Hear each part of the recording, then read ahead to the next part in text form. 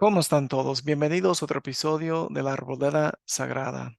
¿Se han preguntado alguna vez cómo debo estudiar las escrituras o cómo puedo entenderlas mejor? En este video del día de hoy les voy a compartir la parte 3 de 3 partes del discurso llamado El cómo estudiar las escrituras, dado por mi amigo personal Joseph Fielding McConkie. Si ustedes son nuevos al canal, les invito a que puedan suscribirse al hacer clic en el botón rojo que se encuentra aquí abajo. Después, por favor, hagan clic en la campanita y seleccionen la opción de recibir todas las notificaciones del canal. Les invito también que vean los otros videos que tengo disponibles. Los videos más largos tratan temas específicos o estudios específicos de un tema doctrinal o un tema de la historia de la iglesia, etcétera. Les recuerdo que entre las primeras dos partes de este discurso, el hermano McConkie nos ha compartido 5 principios sobre el estudio. En este video les voy a compartir los últimos 2 principios, que son 7 en total, con respecto al hecho de cómo estudiar las escrituras. Vamos continuando con nuestro tema. Como les mencioné, continuaremos con este excelente discurso dado por mi querido amigo Joseph Fielding McConkie, el cómo estudiar las escrituras. Si ustedes no han visto la primera ni la segunda parte, les invito que las puedan ver. Aún así, si no las han visto, podrían continuar porque van a poder entender los principios que se comparten aquí a continuación. Les recuerdo que Joseph Fielding McConkie fue un excelente maestro del Evangelio. Lamentablemente, él falleció en el mes de octubre del año 2013.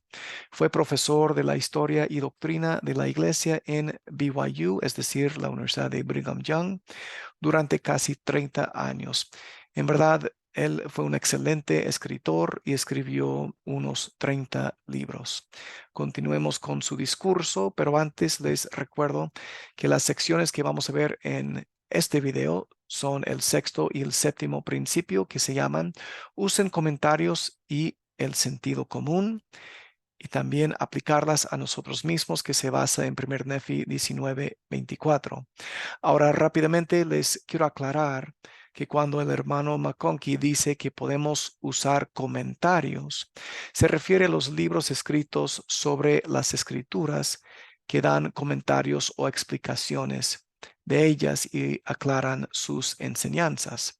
Un ejemplo sería este excelente juego escrito por él mismo, el hermano McConkie, junto con el hermano Millet. El hermano Millet, se acordarán ustedes que les compartí no discurso, pero un artículo suyo que se llama ¿Cuál es nuestra doctrina? Hace un par de semanas aquí en el canal. Si no han visto esos videos, les invito a que los puedan ver. El juego de libros que están mirando ustedes se llama Comentarios Doctrinales sobre el Libro de Mormón. Son 4 tomos de una información excelente que estos dos hermanos nos han compartido. Muy bien, vamos entonces entrando o continuando con el discurso. La siguiente sección es usen comentarios y el sentido común. El hermano McConkie nos sigue enseñando. El sexto principio del estudio de escritura es buscar libremente la ayuda de fuentes que excedan conocimiento de uno sobre cualquier asunto particular. Nosotros tenemos una cantidad de ayudas excelentes en las últimas ediciones de las escrituras de la iglesia. Los encabezamientos, de los capítulos no solamente dan un resumen conciso del contenido del capítulo, sino que también a menudo contienen una explicación y comentarios. Las notas al pie también pueden ayudar, pero no se debe suponer que ellas mismas son escritura. En la edición de inglés de la iglesia, la guía temática, el diccionario bíblico, la traducción de José Smith y los mapas también son un gran recurso. Los comentarios seculares ayudan con asuntos acerca de la historia y la geografía. En aspectos doctrinales, la ayuda que dan es muy limitada. En cuanto a los comentarios de los santos de los últimos días, nadie va a tener la razón siempre, pero esto no quiere decir que no puedan ayudar en algunas cosas. Se ha dicho con frecuencia que el mejor comentario sobre las Escrituras son las Escrituras mismas. Seguramente este es el caso, pero no se trata de usar un versículo para interpretar otro versículo. Es ver que el Antiguo Testamento es un comentario maravilloso sobre el Nuevo Testamento y que el Nuevo Testamento es igualmente importante para descubrir o entender el Antiguo Testamento. Además, no es suficiente que nosotros, como santos en los últimos días, veamos el libro de Mormón como otro testamento de Jesucristo. Debemos también reconocer que es una clave con que nosotros descubrimos el significado verdadero del Antiguo y Nuevo Testamento. Es el palo de José del que habló Ezequiel, que iba a llegar a ser uno con el palo de Judá para el propósito de recoger un Israel esparcido. Por ejemplo, vemos eso en Ezequiel 37:19. Así dijo José de Egipto: por lo tanto, el fruto de tus lomos escribirá. Y hablaba a los de su propia simiente. Y el fruto de los lomos de Judá escribirá. Y lo que escriba el fruto de tus lomos, y también lo que escriba el fruto de los lomos de Judá, crecerán juntamente para confundir las falsas doctrinas y poner fin a las contenciones y establecer la paz entre los del fruto de tus lomos, y llevarlos al conocimiento de sus padres en los postreros días, y también al conocimiento de mis convenios, dice el Señor. Esa escritura se encuentra en 2 Nefi 3:12, o también podrían ver la traducción de José Smith de Génesis capítulo 50, el versículo 31. El hermano McConkie sigue diciendo: el caso aquí es que el mensaje de los dos libros es el mismo. Si los entendemos correctamente, ellos están enseñando los mismos principios, testificando del mismo Dios y guiándonos hacia el mismo fin. El libro de Mormón restaura nuestra comprensión de las cosas claras y preciosas que se perdieron o se tomaron de los manuscritos de la Biblia antes de imprimirse en forma de libro. Ningún libro de las Escrituras se ve amenazado por otro. Aunque sean diferentes en detalles, los evangelios testifican el uno del otro. Así sucede con los que llamamos textos canónicos. No son rivales, sino compañeros. Yo he escuchado muchas cosas negativas acerca de los comentarios, es decir, los libros que hacen comentarios sobre las escrituras. Recuerden que muchas de las escrituras, si no la mayoría, son comentarios acerca de otras escrituras. Cualquier cosa escrita o dicha acerca del Evangelio es un comentario sobre el Evangelio. Aún la declaración que no debemos usar los comentarios es un comentario. También cabe notar que hay pocas cosas más importantes para comprender las escrituras que el sentido común. Ningún pasaje de escritura puede resistir la mala comprensión y ningún texto de escritura ha resistido el mal uso. Las causas malas y la mala política a menudo se sostienen con citas de las escrituras. Los argumentos de las escrituras se explotaron en la época de Jesucristo para rechazarle a él. Para aquellos que buscaban su muerte, Cristo dijo: escudriñad las escrituras, porque a vosotros os parece que en ellas tenéis la vida eterna. Y ellas, o sea, las escrituras, son las que dan testimonio de mí. Y no queréis venir a mí para que tengáis vida. No recibo gloria de los hombres, pero yo os conozco, que no tenéis el amor de Dios en vosotros. Yo he venido en nombre de mi Padre y no me recibís. Si otro viniere en su propio nombre, a ese recibiréis. ¿Cómo podéis creer vosotros que recibís la gloria los unos de los otros y no buscáis la gloria que viene del único Dios? No penséis que yo os acusaré delante del Padre. Otro hay que os acusa, Moisés, en quien habéis puesto vuestra esperanza. Porque si vosotros creyerais a Moisés, me creeríais a mí, porque de mí escribió él. Pero si no creéis a sus escritos, ¿cómo creeréis a mis palabras? Cristo dijo eso en Juan capítulo 5, los versículos 39 al 47.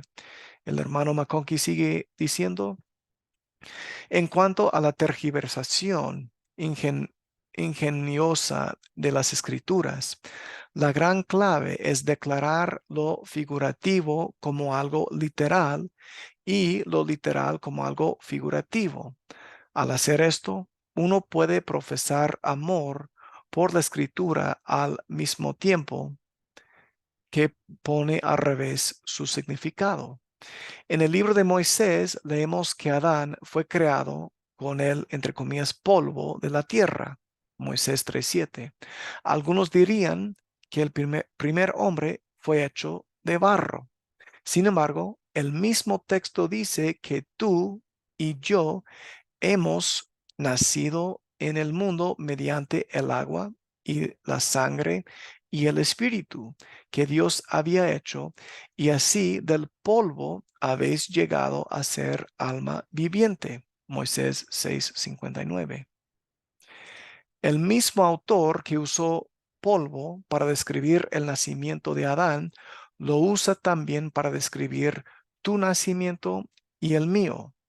En este contexto leemos que Eva fue creada de la costilla de Adán. Moisés 3:21-22. El texto no se preocupa por informarnos que esto es figurativo, que es una metáfora para enseñar que el puesto de la mujer es al costado del hombre. La escritura no nos dice esto. Debemos deducirlo. Nuestro entendimiento viene de la, entre comillas, doctrina del sentido común. Las niñas no se hacen de azúcar y especies, es decir, en inglés, sugar and spice, que viene de un poema muy conocido en inglés, ni tampoco crean de la costilla de su marido. Se crean de la costilla de su marido. Hay algunas cosas que tenemos que comprender por nuestra propia cuenta. Cuando estudiamos álgebra, aprendimos que podíamos tomar lo conocido y usarlo para solucionar la incógnita. Podemos hacer lo mismo con los principios del Evangelio. Si, por ejemplo, sabemos que un pueblo tenía el sacerdocio de Melquisedec, entonces sabemos que también tenían el don del Espíritu Santo, porque es el sacerdocio de Melquisedec que otorga este don. Algunos de mis estudiantes me han pedido pruebas de que el principio del matrimonio eterno se practicaba en los tiempos del Antiguo Testamento. ¿No es razonable deducir que si recibimos la autoridad de efectuar el matrimonio eterno de Abraham o de alguien de su dispensación, dicha autoridad debe haber existido en aquella dispensación? De igual manera, podríamos deducir que si el bautismo es una ordenanza del sacerdocio arónico, entonces un pueblo teniendo el sacerdocio arónico también tendría la ordenanza del bautismo. El conocimiento de Dios es eterno y que los principios salvadores que vienen de él son absolutos. Abre las escrituras a nuestra comprensión una y otra vez.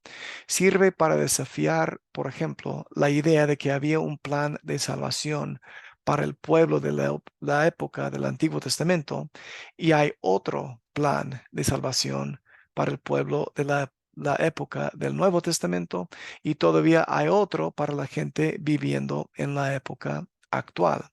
Seguramente descarta la idea que no había ninguna iglesia de Cristo antes de la época del Nuevo Testamento. El séptimo principio es aplicarlas a nosotros mismos, basándose en 1 Nefi 19:24.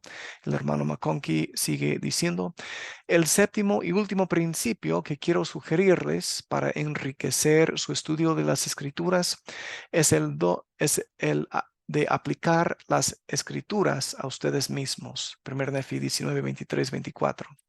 En varias revelaciones de doctrina y convenios, el Señor dice, lo que digo a uno, lo digo a todos. Doctrina y Convenios 93:49. Por ejemplo, Doctrina y Convenios 25 contiene una revelación a Emma Smith, donde él le llama una dama elegida. Ella recibe la instrucción específica de seleccionar himnos para el uso de la iglesia joven y luego recibe unos consejos generales. En la conclusión de esta revelación, el Señor dice, y de cierto te digo, que esta es mi voz a todos. Doctrina y Convenios 25:16. Por lo tanto, cada miembro de la iglesia tiene un derecho igual para esta revelación. Pertenece tanto a nosotros como a Emma. La comprensión de este principio requiere un poco del sentido común del cual hemos hablado. El Señor no quería que cada miembro recopilara un himnario, sino que todos debemos evitar la tentación de murmurar acerca de nuestra suerte, que debemos buscar la ayuda del Espíritu Santo en nuestro conocimiento y que debemos dejar a un lado las cosas de este mundo para buscar las cosas de un mundo mejor, tal como se le mandó a Emma. Al hacerlo, tenemos la misma promesa que tuvo Emma. Recibiremos una corona de justicia con todas las bendiciones que la acompañan. De igual manera, el Señor dio una revelación a José Smith, padre. Es una revelación acerca del servicio y se encuentra en la cuarta sección de Doctrina y Convenios. Los misioneros la citan frecuentemente cuando se reúnen, pero la revelación realmente pertenece a todos nosotros. Es nuestro puesto que los principios que contiene se aplican a nosotros exactamente de la misma manera que se aplicaron a José Smith, padre. Así es como tomamos la tela de las Escrituras y la adaptamos para conformarla a nuestras circunstancias. Lo hacemos con integridad, tomando los principios eternos y dejándole a la persona a quien la revelación iba dirigida originalmente las promesas que eran para él o ella. Esto nos lleva al punto de partida. Sirve para unir nuestros 7 principios. Empezamos con la idea de que las escrituras, es decir, la revelación, realmente es revelación cuando la acompaña el espíritu de la revelación. José Smith y Oliverio Cowdery nos dan un ejemplo notable de este principio. Después de que Juan el Bautista restauró el sacerdocio arónico a ellos, se bautizaron y el Espíritu Santo se les confirió sobre ellos. José Smith dijo, encontrándose ahora iluminadas nuestras mentes, empezamos a comprender las Escrituras y nos fue revelado el verdadero significado e intención de sus pasajes más misteriosos de una manera que hasta entonces no habíamos logrado ni siquiera pensado. Esa escritura está en José Smith Historia, el versículo 74. Agregamos a esto un segundo principio, la idea de que los principios del Evangelio son eternamente los mismos. Toda escritura viene de la misma fuente, tiene el mismo propósito y enseña la misma doctrina. El Evangelio de Jesucristo jamás ha evolucionado. No está sujeto al cambio. Es absoluto y eterno. La doctrina por medio de la cual Adán y Eva encontraron la salvación es una y la misma con la doctrina por la que cada uno de sus hijos, por todas las generaciones del tiempo, encontrará la salvación. Se centrará sobre el mismo Salvador, la misma expiación, la obediencia a las mismas leyes y ordenanzas, y requerirá el mismo sacerdocio. Tal como hay solamente un Salvador, así también hay solo un Evangelio. Cuando el Cristo resucitado visitó el pueblo del Nuevo Mundo, lo hizo tal como lo había hecho en el Antiguo Testamento. Fue a su templo, llamó y ordenó a 12 hombres para ser testigos especiales de su nombre y enseñó el mismo evangelio que había enseñado a los de su propia nación. El evangelio y sus convenios y promesas permanecen sempiternamente iguales. No había un evangelio para los pioneros y otro para nosotros, o uno para los apóstoles y profetas y otro para el resto de la iglesia. Solamente tenemos un evangelio, tal como solo tenemos un Salvador. Cada uno de nosotros hace los mismos convenios y cada uno recibe la misma promesa de bendiciones.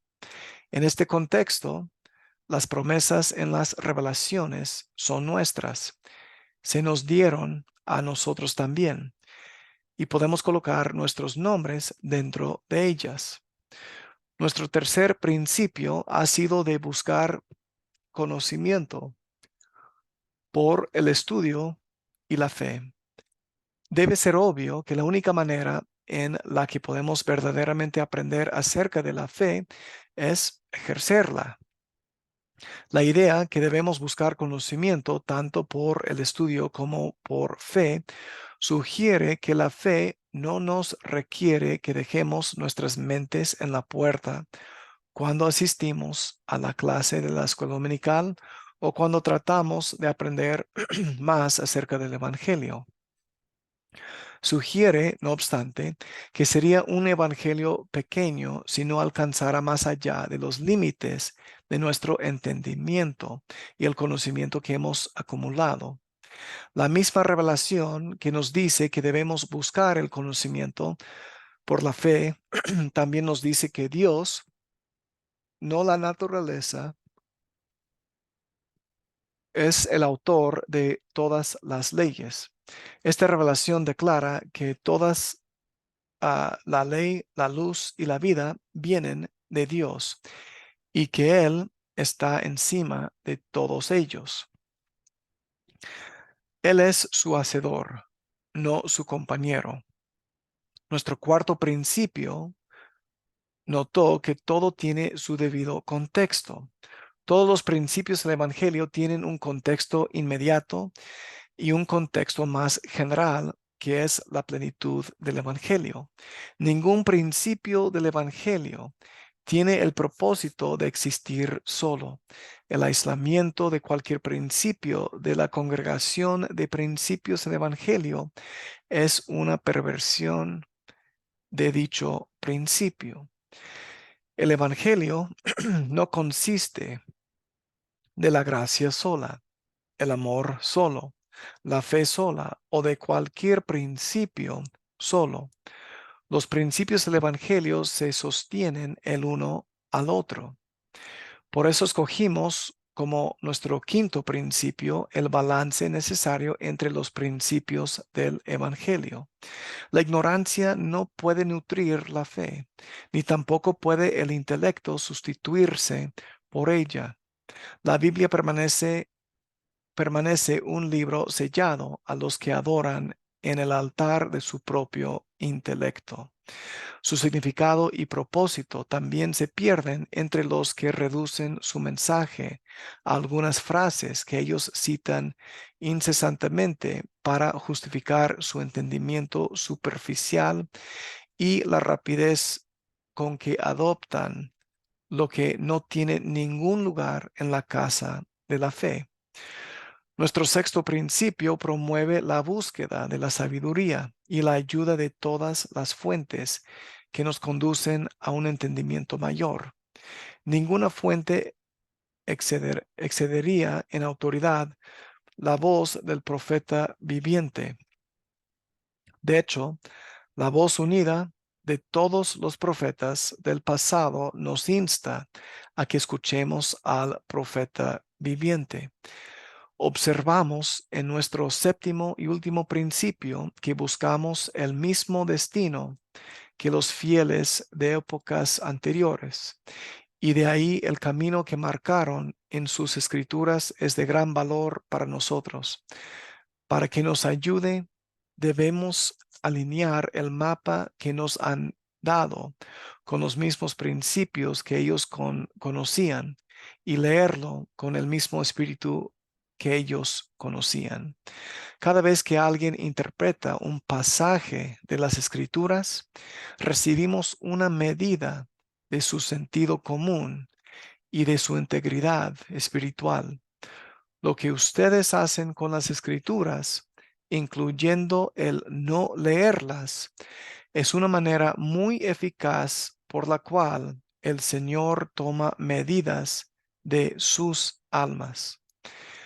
Que cada uno de nosotros podamos darle una buena medida. Es mi esperanza y mi ruego.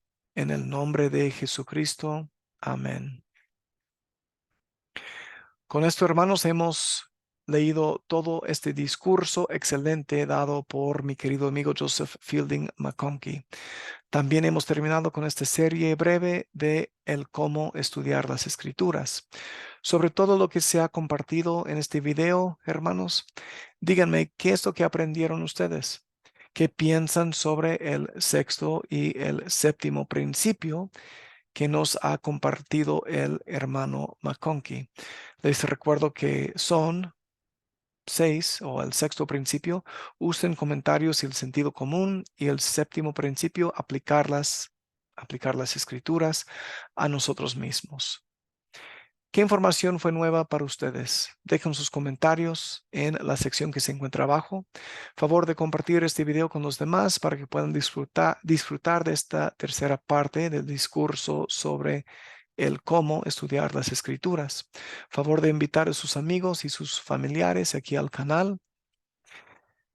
Y espero que aquí, en este canal, La Arboleda Sagrada, ustedes hayan encontrado nuevamente su lugar apartado y especial para estudiar algo más sobre las hermosas verdades del Evangelio, sobre las Escrituras o sobre Jesucristo.